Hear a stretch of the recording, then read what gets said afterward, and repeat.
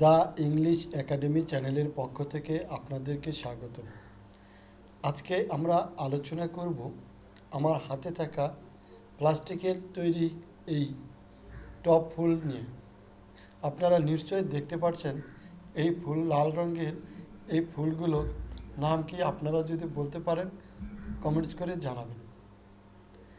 এই লাল ফুলটা কিন্তু খুবই সুন্দর দেখা যাচ্ছে, দেখতে পাচ্ছেন, এবং সবুজ পাতা, নিচে সাদা রঙের ছোট একটি টব রয়েছে। তো আমি কিন্তু ঘর সাজানোর জন্য এই প্লাস্টিকের তৈরি এই টব ফুলটি কিনে এনেছি। এই টব ফুলের নাম হচ্ছে লাল গোলাপ। দেখেন, গোলাপ দেখলে মনে হবে এটি আসল গোলাপ, কিন্তু আসলে এটি প্লাস্টিকের তৈরি গোলাপ। ঘর সাজাতে এই ধরনের টব ফুল আমার কাছে খুবই ভালো লাগে। এর কয়েকটি কারণ রয়েছে, যেমন আপনারা দেখতে পাচ্ছেন এই যে এই প্লাস্টিকের টব ফুলটি কিন্তু অনেক ছোট এবং ওজনেও হালকা, তাই কিন্তু এটা কিন্তু ঘরের যে কোনো জায়গায় খুব সহজেই রাখা যায়। এর জন্য আলাদা কোনো জায়গার প্রয়োজন পড়ে না। চাইলে কিন্তু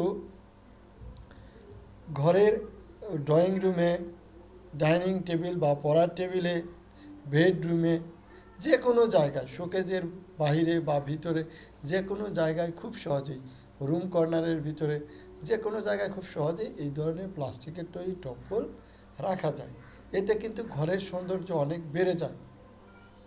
তাছাড়া এই ধরনের প্লাস্টিকের টব ফুল সহজে নষ্ট হয় না, এগুলো দীর্ঘদিন পর্যন্ত ভালো থাকে। এবং এর জন্য সবচেয়ে বড় যে সুবিধা আমার কাছে মনে হয় সেটা হলো এটার জন্য কোনো ধরনের পরিচর্যা করতে হয় না।